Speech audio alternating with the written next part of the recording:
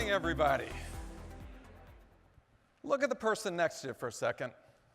Look them really good in the eye. One of you is going to lose your job in the next 5 years. Welcome to disruption. Now that I have your attention, in this talk, I'm going to give you 5 things to make sure you're not the one. So go send them to get coffee. As Rich just talked about, our world is actually changing at faster than Darwinian rates. And what I mean by that is everything that we do linearly. Put your shoes on one at a time, da-da-da. Exponential just increases at that incredible speed. And we're now seeing this in every possible industry. So when you have the Secretary of Labor basically saying that we're going to have massive unemployment and all these jobs and businesses going away, and you have a Nobel laureate saying the same thing, and for every robot that comes along, by the way, it takes 6 jobs. You know, it's not just that they work 24/7, they don't also eat at the local diner, they don't go to the dry cleaner, they don't stop at the gas station. But I'll let you pause for a second, because both of these quotes, the first one was from the Kennedy administration, and the second from the Reagan administration. So timing is not something that prognosticators are pretty good at. But let's talk about time for a second. When most of you started your career, the goal was to get that watch 40 years at some place you've achieved. And today, the best-selling watch in the world doesn't work for 24 hours if you don't plug it in. Something has fundamentally changed. So let's talk about that change. The biggest hotel chain in the world doesn't own a single building. The biggest taxi company in the world doesn't own a single car, except the self-driving ones, which will replace the independent contractors that presently drive. The biggest media company in the world creates no content. And just tell you the power of how much media has changed. 2 companies, Google and Facebook, 86% of all advertising. Not television, not radio, not print, 2 companies. The biggest retailer in the world, not Amazon. Biggest retailer in the world has 0 inventory. Jack Ma and Alibaba. Didn't buy his first computer till he was in his 30s. Now one of the richest billionaires in the world. And the fastest growing currency in the world has no nation state behind it. And today, this morning, the Chinese government just reversed a year-long policy. Bitcoin is being embraced by China. The world is about to change again. So, disruption isn't about what happens to you. It's about how you respond to what happens to you. So remember, through all this change, the choice is up to you. As Henry Ford said, if you think you can or you think you can't, you're right. So, how do you become a disruptor? How do you change? How do you change your organization from within, an entrepreneur? I've had that task 3 times. Secret, make sure who's ever in charge has your back. Otherwise, nothing's going to change. But think about how you spent the past weekend. There's a new billionaire, self-made billionaire, created every 48 hours. You're a bunch of slackers. I'll give you an extra day. So we're going to go through the 5 steps of personal transformation. If you would have told me when I was growing up, my dad was a school teacher, grew up in a normal row home in Philadelphia, that dozens of my friends would become billionaires, I would have asked you only one question. What are you smoking? But it happened. And I noticed a pattern, and it happens again and again, and it's very easy. So let's just talk about how disruptors view the world. How many of you have gone to the airport and your flight was canceled? It happens to all of us. And how many of you just sat there and took it? All of us. So a guy I used to work with, he was sitting there with his girlfriend, and said, wait a second, all these people are stuck. Went over to the counter, what's it cost to charter a plane? Wrote on the back of a sign, held up a sign that he was selling tickets on the plane, and that's how a dropout music guy starts an airline. Richard has started 8 different companies with billion-dollar market caps in 8 different industries, and I can tell you as a bunch of financial professionals, and he'll admit this, he cannot read a spreadsheet. But what he can do is understand how the common man thinks. So I've had the good fortune in my career to work with some of the most disruptive, amazing, brilliant people. And as I said, you notice a pattern. You notice how they take on these tasks and how they look to make these things happen. So we're going to focus for this industry on 3 things that are going to change credit unions as these exponential technologies come together. The first, we'll talk about Bitcoin. You've heard about it, cryptocurrency. I'll explain why and how. The second is augmented reality. I am so bullish on augmented reality, you will leave here converted. And the third is my favorite because I do this because I enjoy it, is the electric drill. So again, audience participation. How many of you own an electric drill? Put your arm up. Keep your arm up if you own 2. 3? Don't trick or treat at those houses. Hands down. So I'll explain why the electric drill is so important. So if there's a fundamental thing to understand today, business as usual is dead. The bull fell over, the little girl ran, okay? It's completely changed. And half of all jobs disappear within the next 5 years. Now, we've had that prediction before. Let's go back exactly 100 years ago, just before World War I. In the US, half of the population lived on farms, the other half lived in cities. Those on the farms made food and fed the people in the cities. 2 pieces of technology, irrigation and the tractor, 2% of our population not only feeds a much larger population, but we export food to the rest of the world, which meant that all those farmers, that 50% of the population, they lost their jobs. But the Industrial Revolution grabbed them. Same thing's happening here. Jobs aren't going away, certain jobs are going away, and new ones are going to be created. So how do you get yourself future ready? So my favorite pictures of 3 failed industries. First one, you know the Borders Amazon story, don't have to go over it. The Blockbuster one's really one of my favorites because Blockbuster's competition, Netflix, didn't name their company DVD in the mail flicks. They told you what their secret strategy was in their name. We're going to do movies on the internet in a few years. And Blockbuster just sat there and said, we got market share. But look closely because it affects credit unions.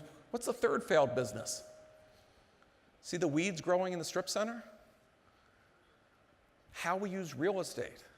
What happens in a world where self-driving cars, we don't have parking lots, we don't have malls, the makeup of do we commute, where we work, does the world become flat in the sense that you can live and work anywhere, which means not just here, but global competition to the bottom on what workers make. The other big thing is we used to say that there was security in working in a big, giant place, and all of you chose not to, which was really smart. But of the original Fortune 500 companies, only 57 are left. So there's no security there, so it isn't security that robs ambition. It's the illusion of security that robs ambition. And of those companies that survive, it's because they went a different direction. Apple Computer, $1 trillion company, is a failed computer company. Let that sink in. Never got to double-digit market penetration. So they sat there and said, we're dying over here. Let's try consumer electronics, and we'll go after the Walkman. That worked out. And they said, let's try the phone. At the time they decided to make the iPhone, Nokia had 47% global market share. Ballmer laughed at the iPhone. The video's on YouTube, it's classic. For $2 billion, you're allowed to laugh back. But Apple's now looking at cars. Apple has a cryptocurrency team. And Apple actually has patents for tennis shoes. You wonder why? Because the big weakness of the watch and the phone and everything else is battery. So now you can take kinetic energy and transfer it up. So you go, hold on, Mom, I got to charge my phone. So here's what changed in our lifetime. And I'm old, so this is exactly my lifetime. That was my desk when I got out of college. Everything you see there was a physical item. Made in a factory, shipped on a ship, trucked on a truck, clerk puts it on the shelf, you buy it at retail, you take it home, and one by one they all dematerialized. Every single one disappeared. So much so that our economy has become an economy of ones and zeros. That's the fundamental change that allows exponential growth. And to prove it, I want you to do a little math exercise in your own head right now, okay? Think of what you earn. I don't care what the dollar amount is. But what percent of your paycheck do you use on digital goods? You know, you got a Netflix subscription, whatever. Anybody want to yell at a percentage? Okay. I'm willing to bet that every single person here spends at least 50% of their gross income on digital goods. Let's define digital, that which is not physical. Mortgage, health insurance, rent, phone bill, cable bill, credit card debt, student loans. See a pattern here? It's all about moving data. Those companies that are changing the world are moving data. If you want to know the secret sauce, the only competitive advantage in the world is the company that can grab insights from their data faster than the competition. So, automation is taking away tons of jobs. It's going to first go the easiest ones. Anything that can be automated will. So restaurant workers, you know, there's no longer a person at the garage when you're paying, all those types of things. My favorite startup in Silicon Valley is the self-driving pizza truck. Robots load in the pizzas. They use Waze to know how many minutes it takes to get to your house. They turn on the oven at the exact moment so that when it's done at 22 minutes, and perfect, a drone lifts it up and lands it on where you told it you want your pizza. That's not science fiction. That's munchies. So, what does this have to do with banking? So this isn't one technology that's going to impact it. It's the confluence of all of them working together, all the exponentials. So augmented reality, which we'll talk about, you understand cloud computing. Wearables will not only provide healthcare and data and everything, we're going to have a 110,000 person shortage of doctors this decade in the US. So we're going to be more responsible for what we wear. AI ties these things together and gets insights that we don't understand what they're learning and how. And that's the big difference. They'll make a decision and you won't know why they made the decision. Chatbots, most of the interaction your customers will have with your institution will not be with you. I have a client that hires 20,000 employees a year. Most never get an interview. You know, if you scan the resumes, you get a few. But they've made the decision that no employee in the future will get a human interview. Shock, you say. How impersonal. Actually, makes a lot of sense. No discrimination on accent, national origin, race, sex, whatever. But more importantly, you can analyze what the questions are over time, and you may find out that the people that match the culture and stay there longer were when you ask, do you have a dog, as opposed to, do you have an MBA? And so you can analyze and do better, but bad data in can make bad data out. Google tried this, and somebody noticed that their AI was hiring great people, doing great work, and staying with them longer than their average, but their AI refused to hire a woman. It was sexist, because the data that went in was who were the longest lasting employees from a time when they weren't hiring women, so that cultural bias went into the algorithms of the future. When you talk about redlining neighborhoods, health insurance, credit scores, becomes a big what to watch for. At the same time, we've gone from a text culture to a screen culture. We're post-literate. It's a fancy word for illiterate. Emojis and hieroglyphics. Boy, 3,000 years of progress. And it pains me as an author to tell you that the majority of college graduates in the United States will never read another book in their life. And that includes books on tape, you know, audio. But we're now going to change from searching for information from Google, we've all gotten good with Boolean logic, asking these questions, we don't know how we live without it, to all of these things and all of these sensors on devices conspiring to tell us about our environment. So your phone can now look at a sign in Cambodian and translate it to you. You can have all of this information. So now knowing intent of the customer, the person, I eat at McDonald's 3 times a week. I haven't had lunch. It's 2 o'clock in the afternoon. I'm 1,600 from it. I'm in my self-driving car, and they make floating in the sky a free French fry. They got me. You know, I was recently down in Costa Rica. I was hiking in the rainforest. Beautiful. What they never told you is everything in a rainforest is there to kill you. Don't touch the plant, the ant, the this, the bats, the cow. Scary as can be. So you're down there and you get bit by a viper. I don't want to know the Latin name. I just want to know, is it poisonous? Or Siri will say, who would you like to call? You have 3 minutes. So here's where we are. There's been 4 transformations of computing. The first was the personal computer. It connected us to a machine. It allowed us to outsource and process information faster. The internet connected us to all of mankind's knowledge. If anything, amazing. Then we could take that portably with us in mobile. But augmented reality is now going to bring that as a heads-up display so your life will always be enhanced, okay? And the difference will be, and your neck will thank you, today you spend 5 hours a day looking at that screen. That is your lover. It's the first thing you look at in the morning before your feet touch the ground. It's the last thing you kiss goodnight.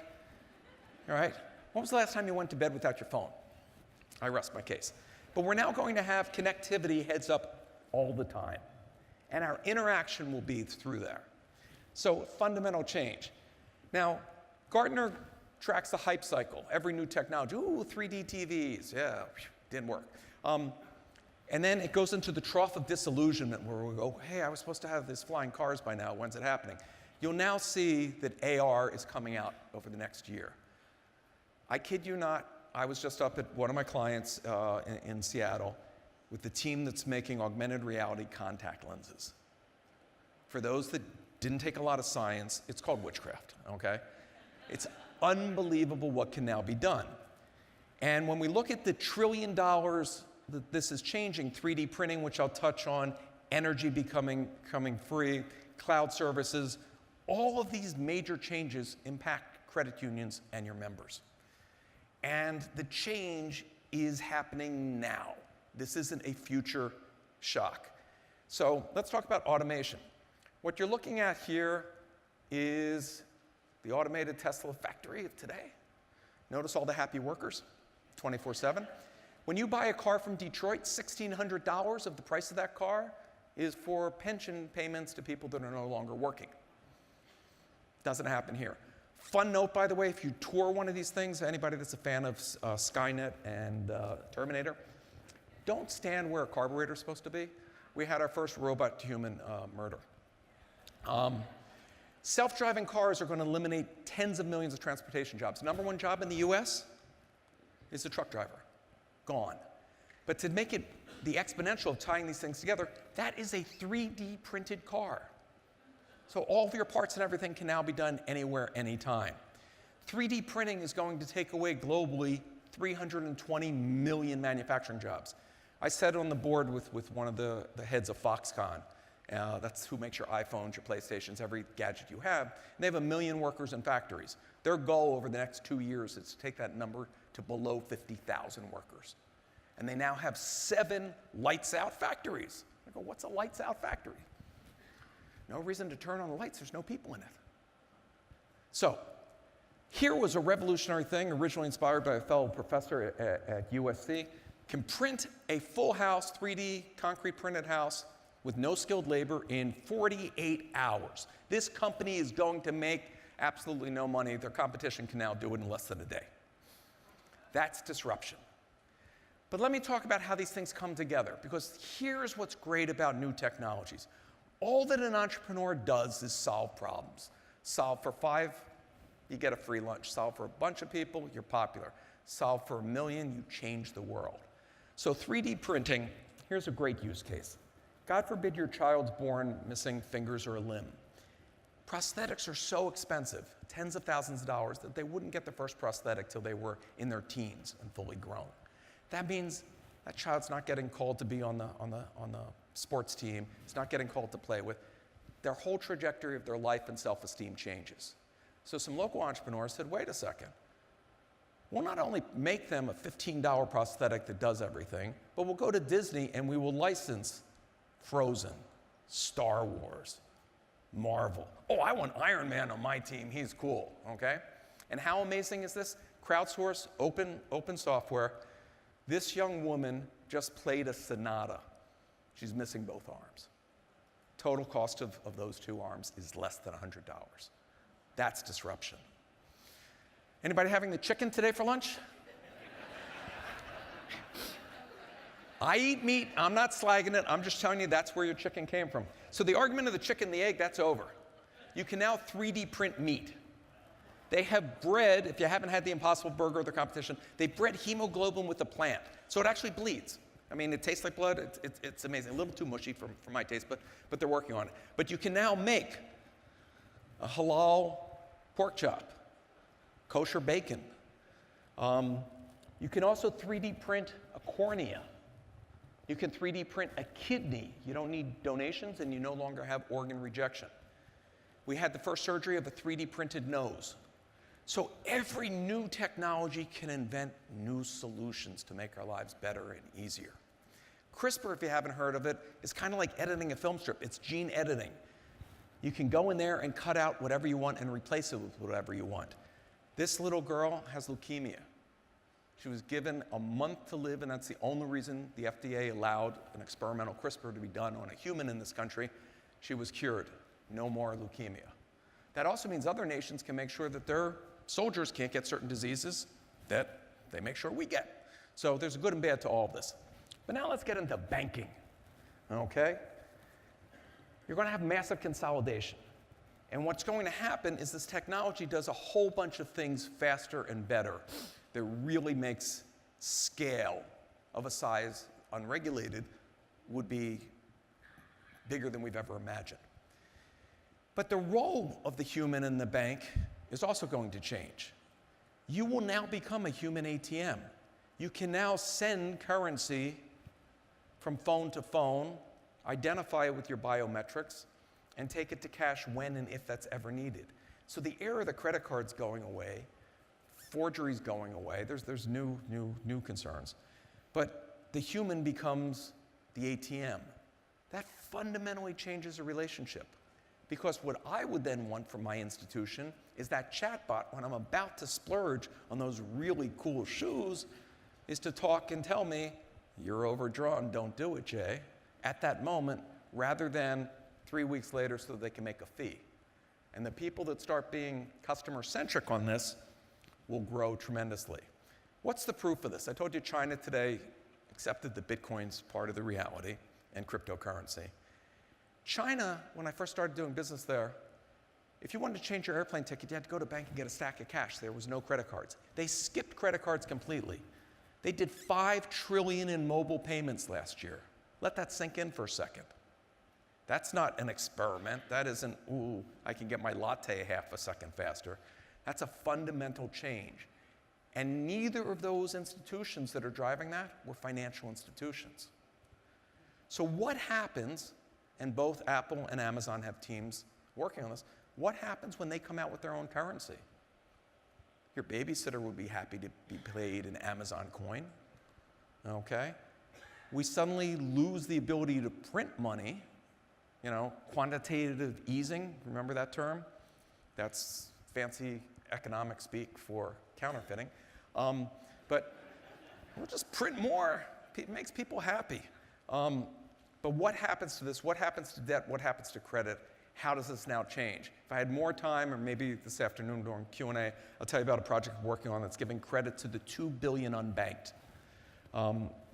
So one of the things that happens is when countries have given up on trying to manage their own currency and switch to a more stable currency, their economy explodes. This was called dollarization.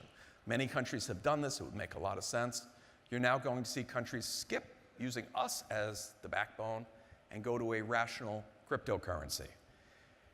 And with peer-to-peer payments now going anywhere, those transaction costs where somebody, families from India sending money back to their relatives spent over $1 billion in banking fees last year, US. That all disappears. It becomes seamless. Because the one guy that wants to charge you something, there's somebody with their phone right next to them that'll charge you less, and there's somebody else that'll do it because they're a friend of yours. It now allows for jobs to move and micropayments of all kinds of industries. If you've ever used 99 Designs, you can get a graphic artist in any country in the world to do magnificent stuff. But the key is you don't even know where that artist is that you hired. So virtual companies, virtual outsourcing, the fluid, seamless movement of money across borders has taxation implications, has everything else. So the unbanked, huge issue, completely not addressed. In this country of households that are headed by somebody 30 years old or younger, half are unbanked. Huge opportunity for credit union, more important, huge opportunity for change.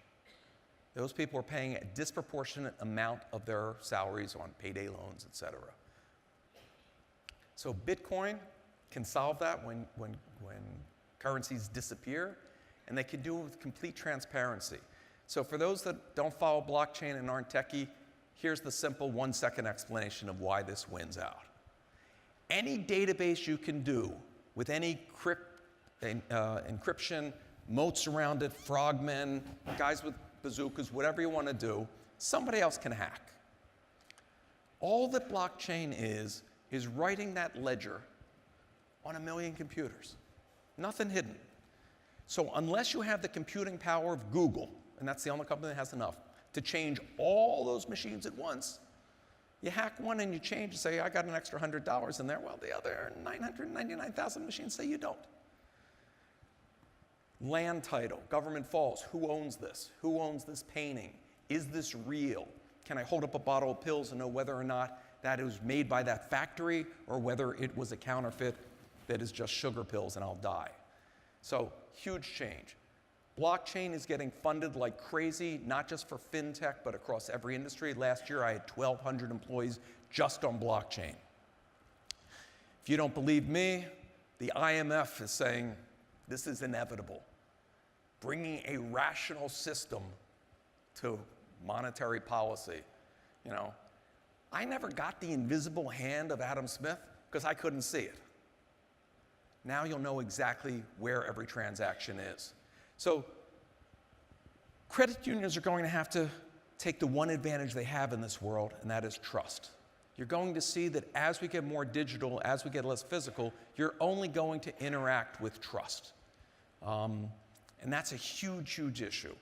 How personalized can you make that banker? That banker is going to be a chatbot, a voice, maybe a celebrity voice if you want.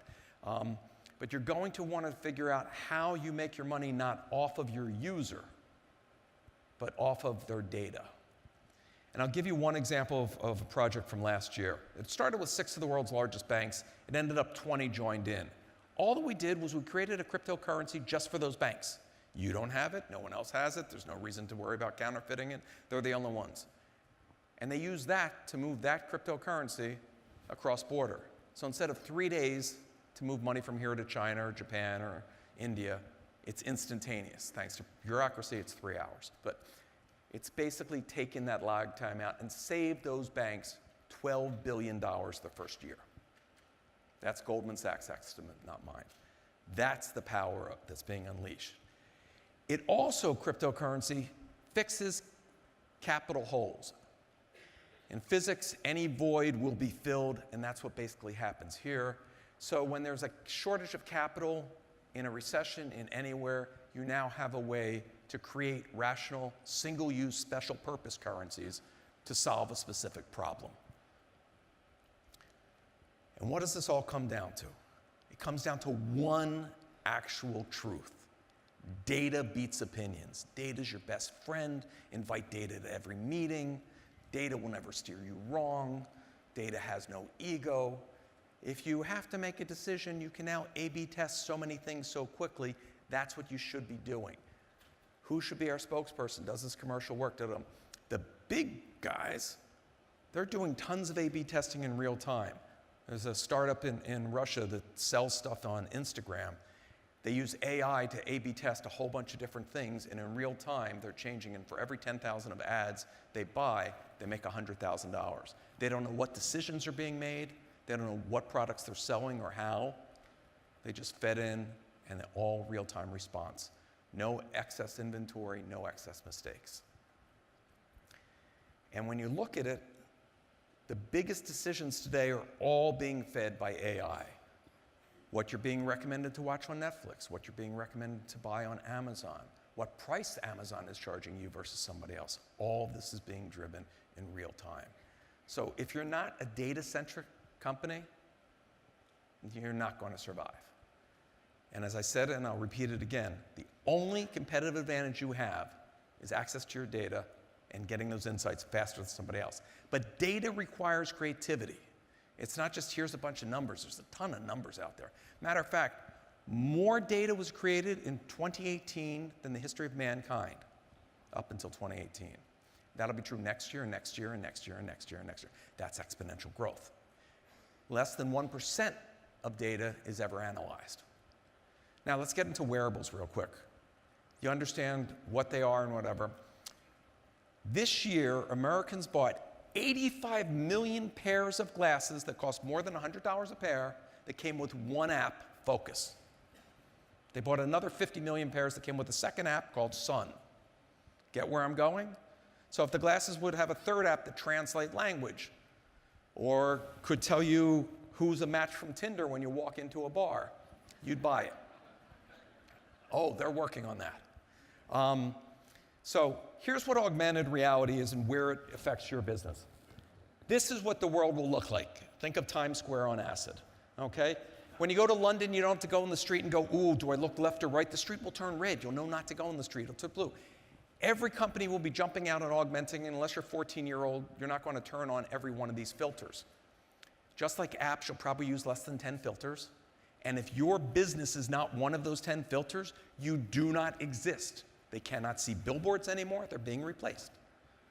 Okay? Today, you can do it with your phone. Pokemon Go showed the people do it, but much more intuitive when it's glasses.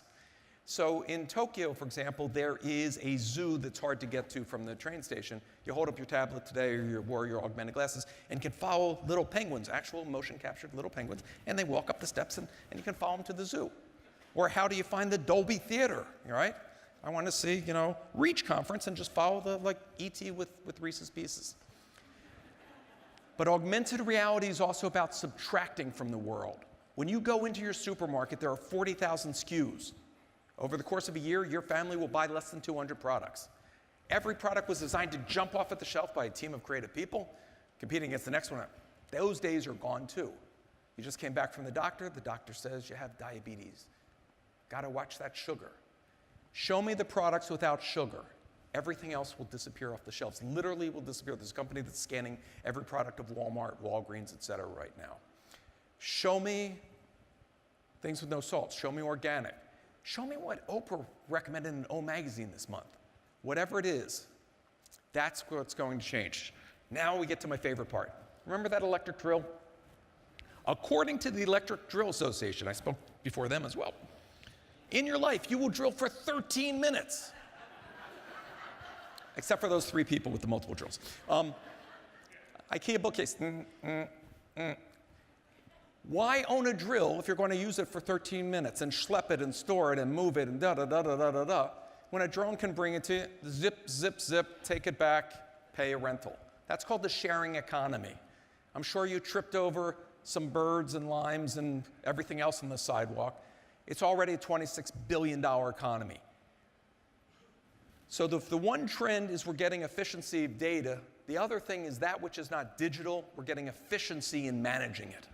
So any excess inventory. Your car spends most of its time parked. There's no reason to own a car if one's always available.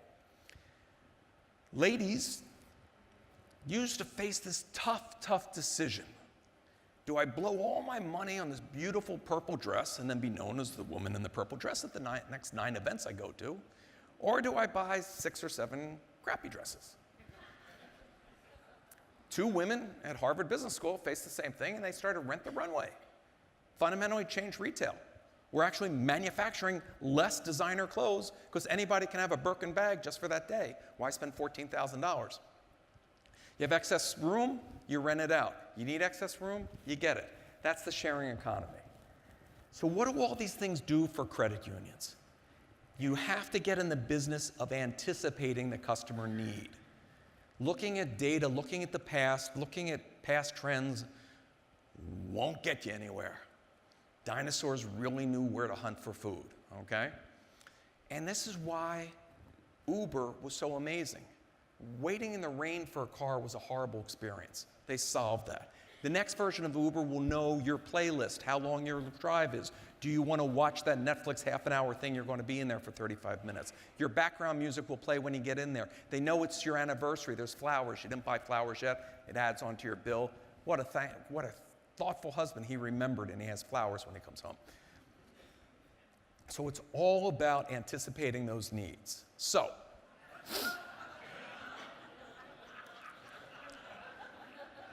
let's get into the 5 things that you can do today. Today, not tomorrow, to change your life. If you want something you've never had, you've got to do something you've never done. Seems obvious, but most of us fall in the same pattern of doing the same thing, same thing, same thing. If you look at most innovation for years came at the intersections of different cultures. So when the caravan brought things from the Far East across Europe, they hit different cities and different exchanges of cultures and ideas, and that's why Italians like spaghetti. You get different ideas from doing something different.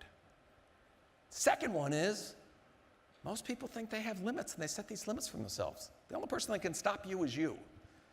Last science class I took in college, which I couldn't follow, was when they said the universe is expanding. I'm like, where's this expanding into?